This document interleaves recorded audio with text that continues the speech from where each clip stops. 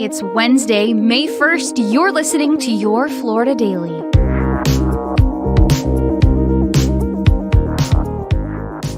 I'm Katrina Scales.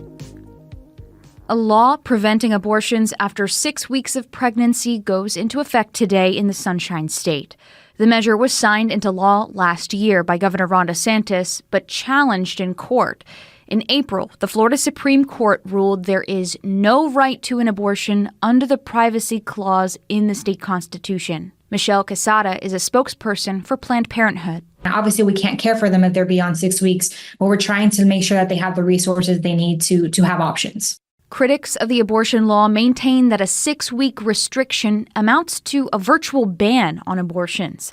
Vice President Kamala Harris is visiting Jacksonville today, which follows a trip from President Biden to Tampa last week, both thinking the issue could sway the presidential election. One does not have to abandon their faith or deeply held beliefs to agree the government should not be telling her what to do with her body.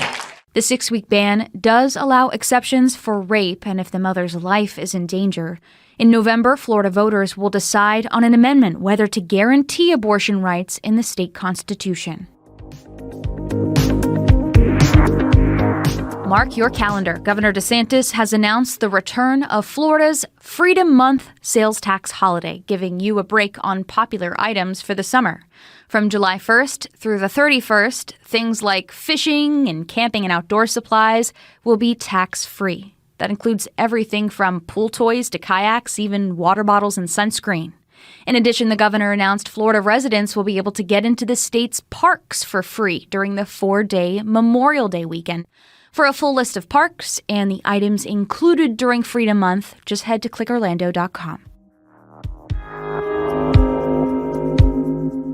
And if you're planning on hitting the theme parks this summer, get ready for plenty of company. For 2024, we see a 2% increase in attendance numbers for the parks here in the United States, welcoming more than 300 million visits. The man in charge of the International Association of Amusement Parks and Attractions says the travel forecast for summer looks strong, with people willing to spend more money during their visits. In the past, bad weather, like extreme heat, played a part in the numbers. However, experts say the parks have been taking that into account and are now offering more indoor activities when the storms or severe heat strikes. You can find these top stories along with breaking news, weather, and traffic all day on clickorlando.com. And now, a completely random Florida fact.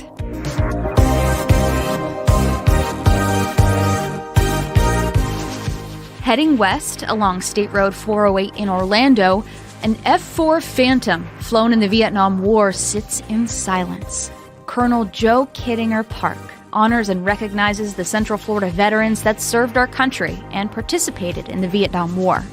It was named for Colonel Joseph Kittinger II, an Air Force fighter pilot with an incredible history.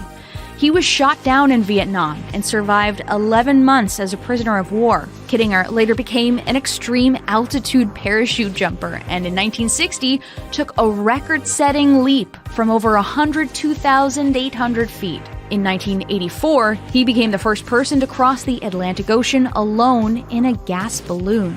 Kittinger died at the age of 94 in December of 2022 from lung cancer. Your Florida Daily is produced by News 6 WKMG in Orlando. I'm Katrina Scales. Subscribe for new episodes wherever you like to listen.